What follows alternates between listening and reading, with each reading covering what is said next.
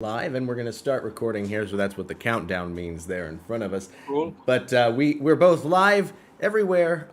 You all are in Spark Space out there, and well, any place else over our Facebook page, so on and so forth. Spark TV coming at you live. We've got Jussi Luukkonen with us. He is in New Zealand there currently, right? And what time is it there?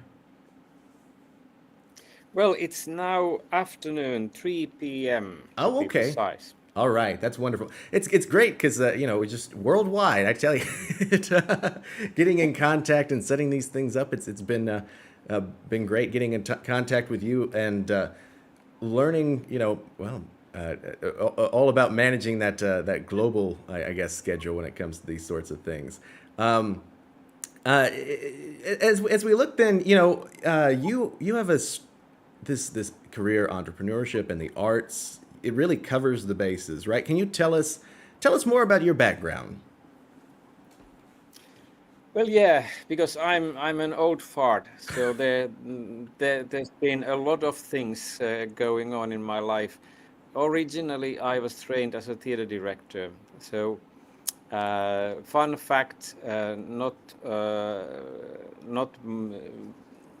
thing that people usually know. I I established my first theater ensemble or group when I was 16 during 70s. So I've been a theater nerd, and then Finnish broadcasting companies, radio theater. They saw something in me and asked if I could join them, and I spent there good 4 years or so. Assisting and then directing radio plays and also some TV plays. So that was my first career. Uh, I traveled around Finland directing plays, altogether close to 50. And then when digital communications and digital design became a thing, I jumped on that bandwagon and traveled to San Francisco to learn from the real gurus. Mark Cantor established Macromind as a first company to really understand how to combine animation, interactivity, and build new storytelling methodologies and paradigms. So I went there and studied, and I became Macromind developer. It was first Macromedia, then Macromind, then Adobe acquired the company and destroyed everything, so like they do. So Sure. that was my start of digital media. And then I went back to Finland and co-founded with my young friend Tatu Kuivalahti the first Finnish digital design agency, 1991.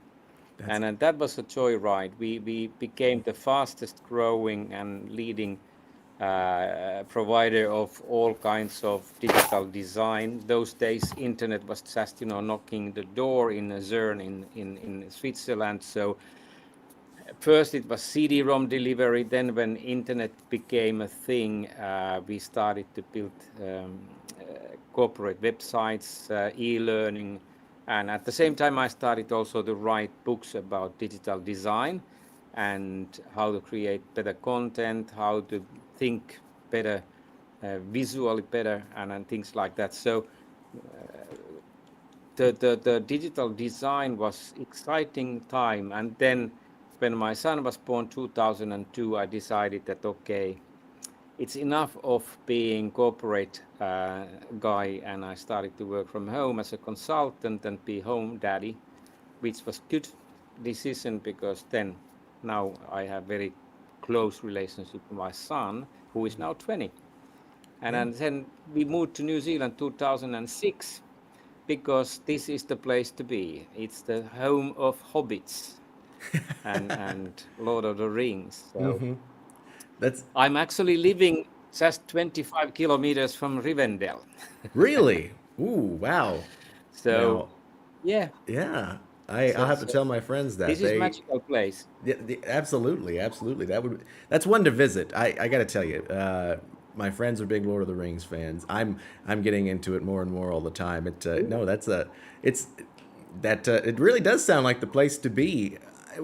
As you look, you've got okay, you've got the audio history, you've got the design, digital history, the stage going back there to to the theater to before the radio theater, right? What as you go through all of these different mediums or media, what do you learn as you test the pliability of them, the flexibility, using them each to their to their strength? What do you learn along that way? What is that? How's that shape up? Well, the biggest learning for me was to realize that digital medium itself doesn't mean anything without traditional storytelling techniques. So it is all about communication, it's all about telling stories, and nothing has changed since Aristotle told us 3,000 years ago that everything has beginning, middle, and end. So those basic storytelling laws, if you like, they are there and they have not been changed.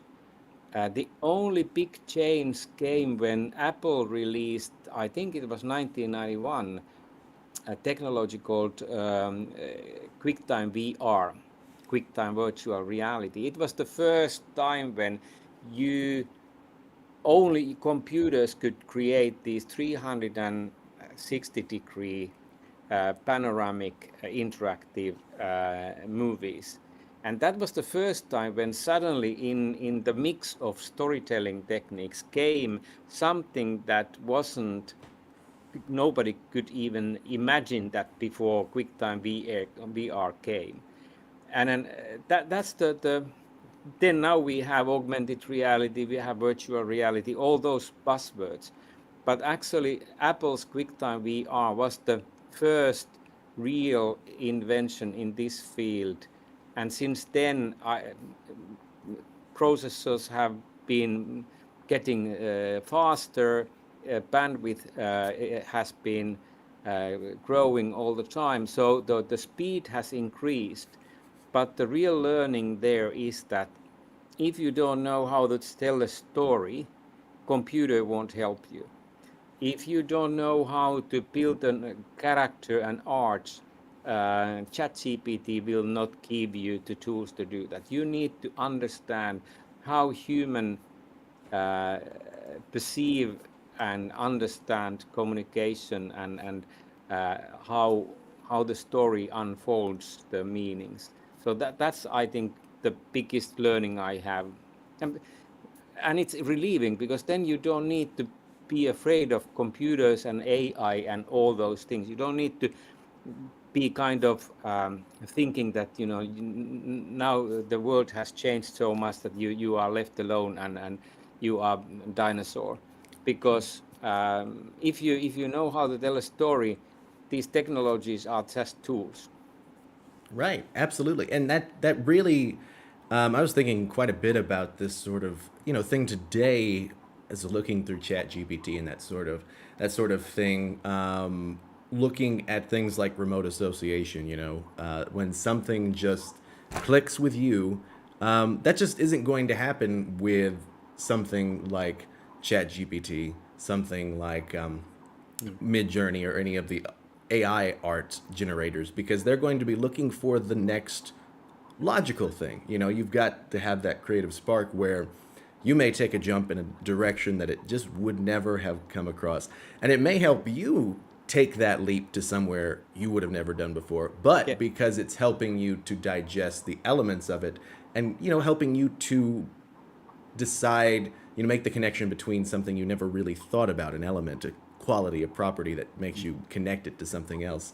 And so, like you say, as a tool in that form, it really, you think about it in such a powerful way for those kind of uses going forward. That those kind of uses, they open up so much. And part of your book with digital campfires has been, looking at leveraging media, and that's an interesting idea. Yeah. That's an interesting kind of concept because, maybe it's all the learning all the things with Marshall McLuhan and things like that, trying to think about how each one has a specific place, each one has a specific role. What do you think in terms of just how much variety, how much opportunity there is out there? Where does one kind of like, I guess, begin the act of thinking about how they want to approach, how they want to strategize, how they want to leverage media? Well, I've been using a term called media sense, so or media literacy. So first of all, everybody who is working within the communications and using digital technologies for communications should learn to read media, to understand Yeah. how different media elements really work. Because if you don't understand how to, for example, use animation, you start to use it in a way that lessens the impact of animation instead of amplifying it. And then if you understand that the thinking process behind each media element, then that thinking and creative process leads you to select those media elements in a way that is the most impactful and carries your message to the audiences in the most economic and creative manner. But if you don't understand the thinking behind each media element, if you don't understand the creative process that is involved when you create, for example, voiceovers, audio, when you create soundscapes, when you create animation, whether you create effects or stories, how to use documentary videos versus feature video. So if you don't understand those methods and thinking processes, you will make your message thin and confusing instead of sharp and focused and impactful. Sure. Yeah. I I imagine, when it comes down to the the the numerous kind of elements that have to come together with really any type of storytelling, any type of use of media. You've had the angles of design and direction, and these different varieties of angles in your past as you look at media. So many of those. It really does kind of become a matter of finding all those different constituent parts, all those different building blocks that put together this medium in any form. The writing, the design, the layout, all of those things, matter in a sense, regardless of the medium. When it comes to the quality of audio, when it comes to the sound design, there's an element of design in all these sorts of things. When people are looking then to find this sort of strategy looking forward, I guess. Well, first of all, I think the biggest part of that. Could you describe your own history, your history as far as putting together your book, Digital Campfires, goes? Can you tell us more about that, just to give us more on that? Well, it's because those days, early 90s, there were no education in this field.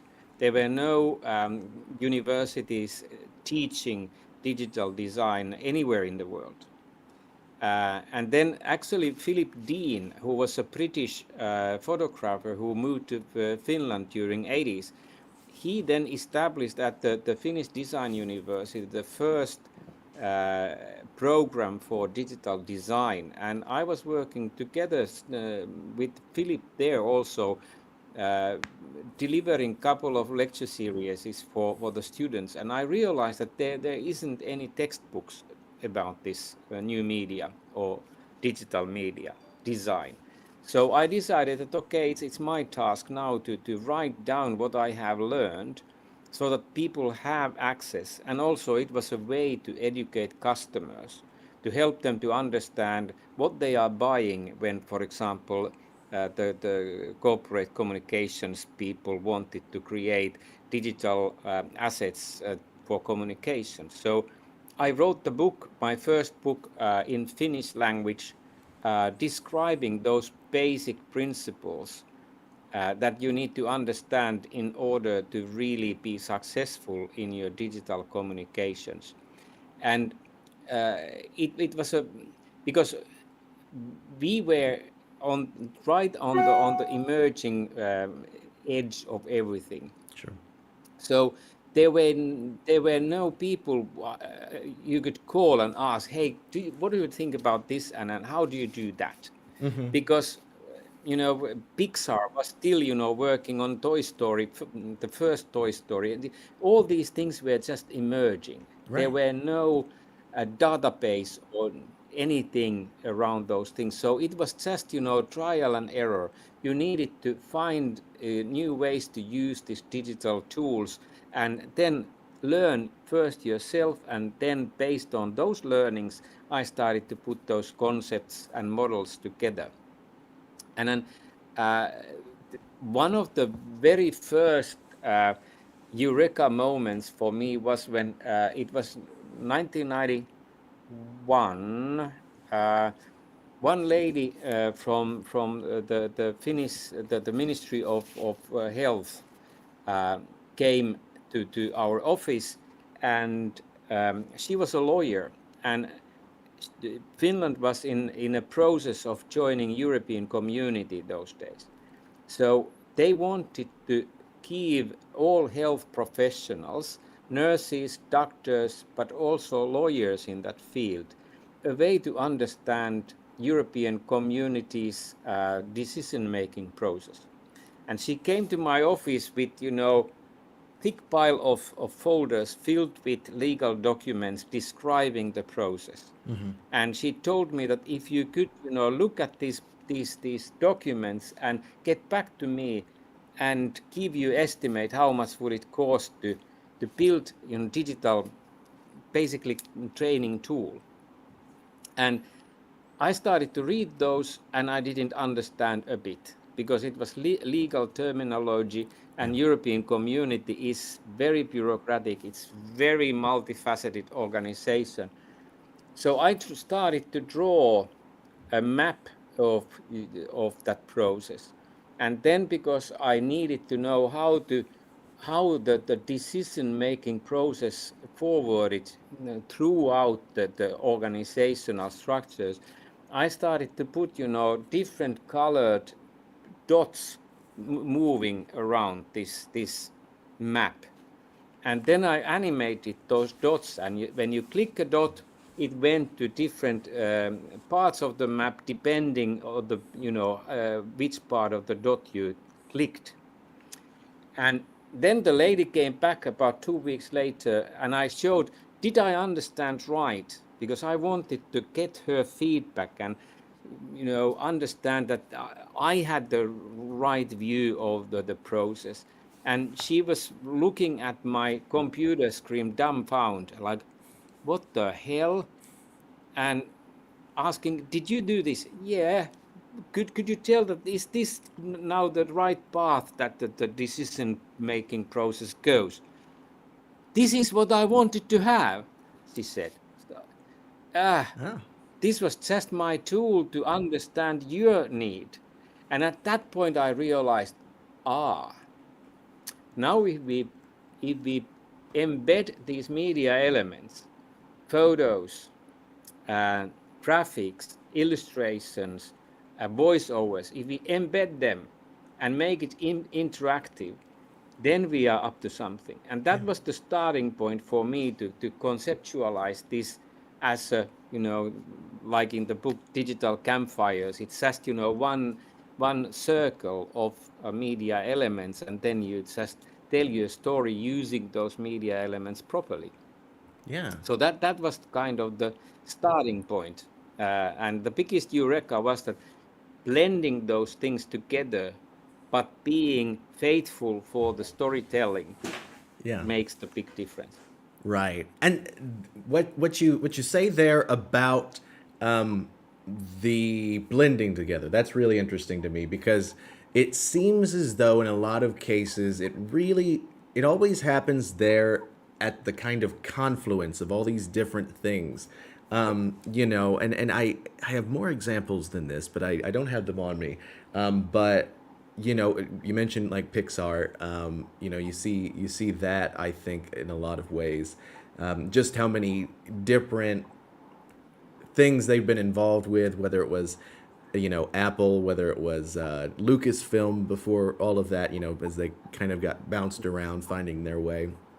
Yeah. um, Learning, going back to like early Disney and looking at how it was drawing on all these different types of animation that had already existed, and trying then to get into looking at things like anatomy and really getting into things like studying physiology in order to make it more realistic, looking at art in order to make it more realistic. It's a real gathering of all these different kind of elements, and so you Yeah. find those kind of places where it all comes together. And so is that your experience a lot of times when it comes to finding that new thing, finding that element that I guess is then the catalyst for other things that leads to other ideas, leads to other possibilities?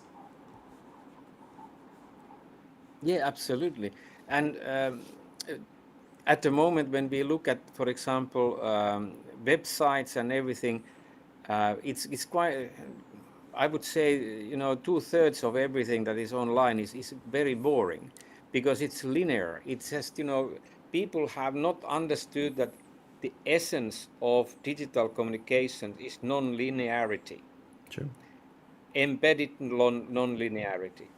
And then it means that, when you, for example, create a website, uh, nowadays you see those websites that are very stylish and really, flashy, and then, have everything that HTML5 and whatever, technologies behind can produce, but still they are very linear.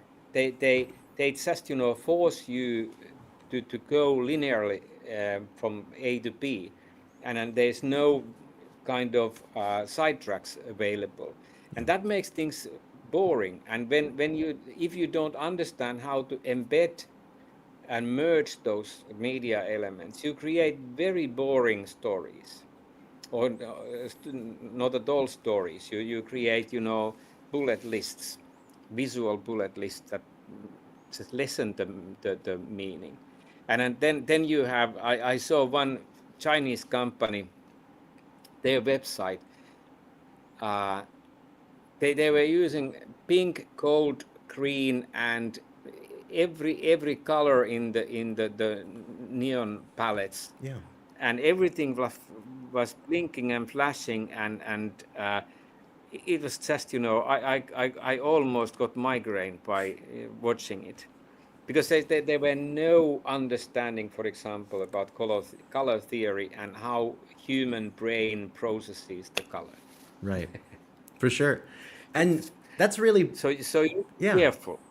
Yeah, for sure. And it really lends itself well in a lot of ways just for people that allow themselves to be curious about a lot of different things, to dive into these kind of places like color theory, these kind of places where like sound design, like visual design, things like that, where you can draw out so much insight into how to reach people, and then how to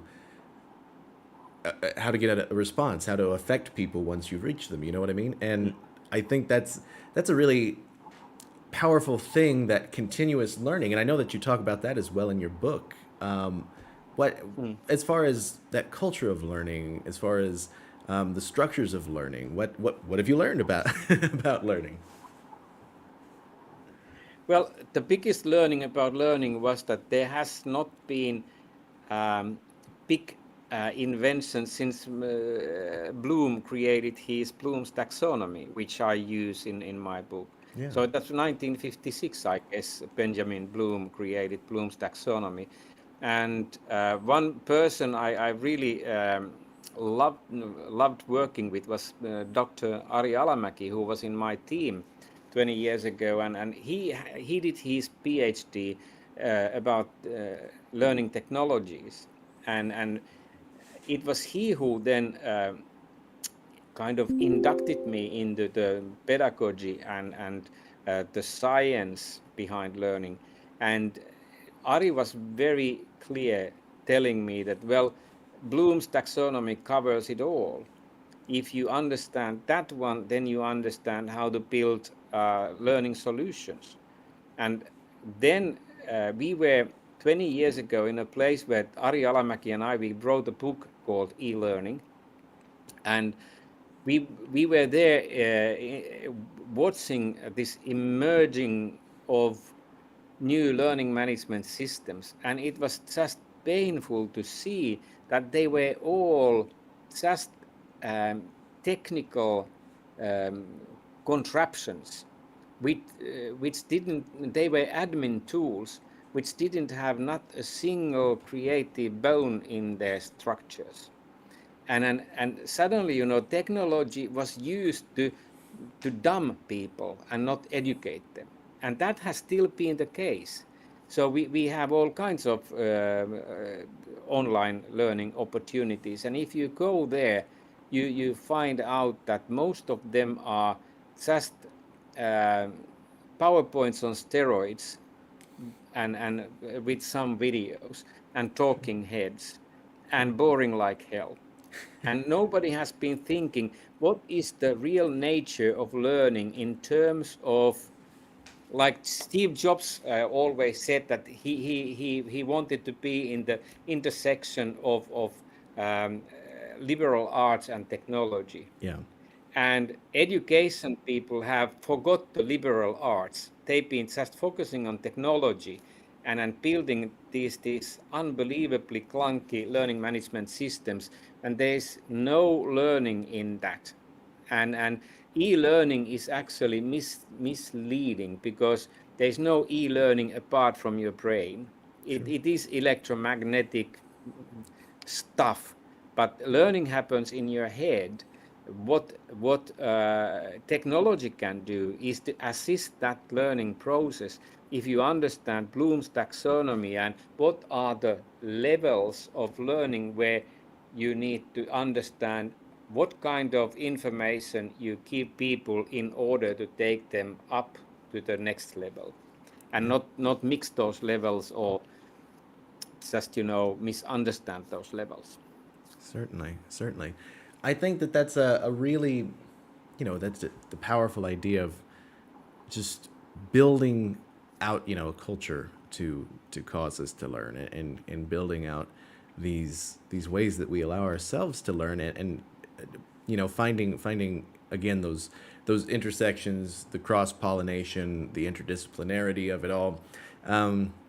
Can lead to so many different insights, so many different ideas, and that seems to be at the heart of, you know, the concept of a digital campfire, the concept of all these different things. Yeah.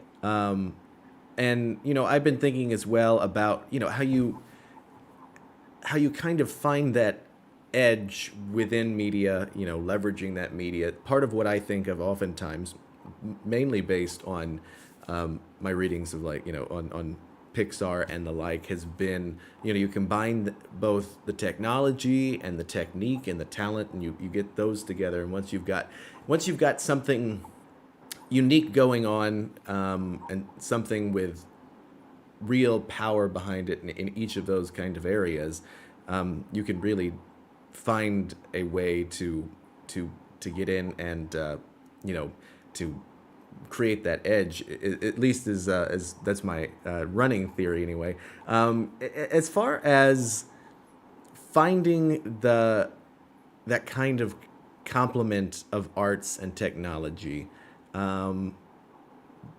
Do you think that there are areas there that are still to be explored? You know, like Steve Jobs wanting to find that place between those two. What do you think needs and can be still explored about those kind of that intersection there? Well, I think one thing that needs to be explored more is actually it's more about being human, and we need to explore more about the ethical sides of everything, because now we have so powerful tools to create fake news and deep fake and all those scary scenarios that if we don't explore and really discuss and think deeply what are those ethical ramifications of everything, then we are going to build very destructive way of using technology, and it can really harm and create more damage than it can, you know, construct good. So whenever there has been this well, Renaissance was a good example, is good example, because when Renaissance started to bloom in Italy, you know, Catholic Church started to lose the hold on people, and people started to become curious. But at the same time, when people become curious, it gives an opportunity for people to misuse that curiosity to a very, you know, damaging things. And then we are living this kind of renaissance now. We can see that creativity is popping up, and there's this huge innovation going on. But we don't have any church, we don't have, it's very secular world, but at the same time our value base is eroding. So suddenly we don't share globally values that could lead us to use technologies properly. And I think the biggest thing we need to focus in the near future, and, you know, in the future in general, is ethical discussion, looking at the values that we could all agree on upon, and use those values and ethical yardsticks as our guides to use technology, so that we don't destroy each other and this planet. Sure, absolutely, absolutely. You know, I imagine, you know, you've got this history in these different fields. You put together this book with all of these, you know, insights that you've had over the years.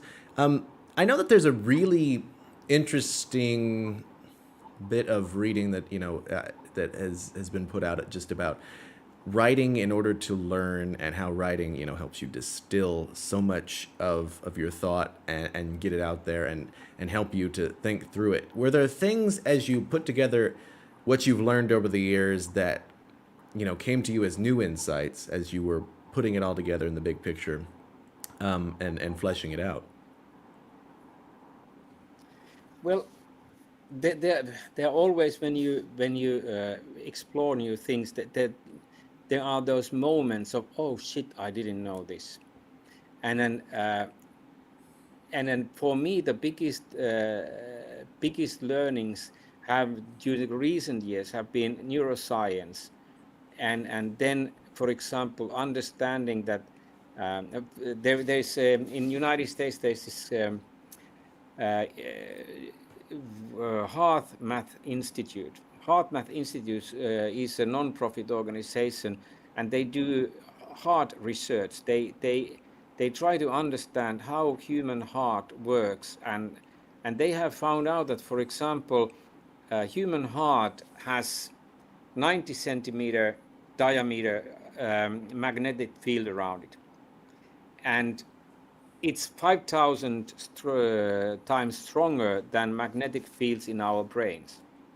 So when people come to a room, their heart touches with their magnetic fields each other. That was a big learning for me. I realized that that's why intuition can be stronger than your intellect, because your heart actually is thinking and feeling and decision making entity, and without heart can pump, and you can be a brain dead, but if your heart stops pumping, you are dead. Yeah. So we have forgotten that it's heart that matters. And That's all those things come together in terms of ethical thinking of how to use media, how to blend everything. Like when we tell a story, only those stories that touch your heart, you will remember. You can read and see fantastic stories that are crafted brilliantly, but you forget them immediately after you have seen or read them. sure. But then those stories that have the big heart, like Harry Potter, I have read it I don't know how many times, because J.K. Rowling has put so much heart in it. Yeah. So it's heart that matters, and that's I'm always in awe when I meet people and I feel their heart, because that's what makes world go forward. Life is bigger than your intellect. Absolutely. That's great stuff. Absolutely. I think as well, just, looking at the, looking at the basics of learning about well, excuse me here. I believe now I've found myself back on the tracks. But uh, as you you've been through different media, and you're still actively engaged with the media scene of things, the storytelling scene, the art of it all. What do you think is the next big thing as far as finding different ways of storytelling, if that is not too broad of a question? Well, if I knew what is the next big thing, I would be a billionaire. Uh, I think the next big thing, if we think, uh, if we play around with the words, next big thing is to find smallest amount of goodness that can explode your mind, because now we are bombarded with volume, and next big thing is, I guess, to find beyond, to go beyond volume to the meaning.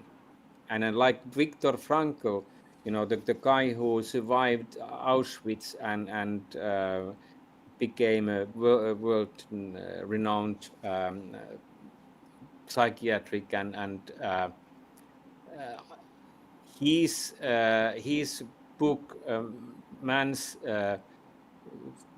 Seeking for Meaning. Yeah. What's the title in English? Uh, Nevertheless, Viktor Frankl, I strongly believe that the only way to really find the next big thing is to try to find meaning, try to go beyond the surface and nonsense and noise, and find what is driving you, what is your meaning, why are you here. Right. And I think that's the next big thing the whole human race needs to ask. And that's the thing that the creative people need to ask. Why I'm here? What is the meaning of my work and everything that I do? That's great stuff. Give Absolutely. meaning. Yeah. Yeah. Um, always looking for that meaning, finding that way of tapping into those things that are lasting, that are important, that are human.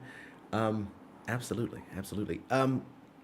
Is there anything else today before we wrap up that you wanted to mention? Anything that I may not have gotten to ask about that you wanted to put out there? Anything of note? Well, as you might have seen, I'm talkative. So these are things that I would love to talk more and more and more, and it's hard to stop me talking.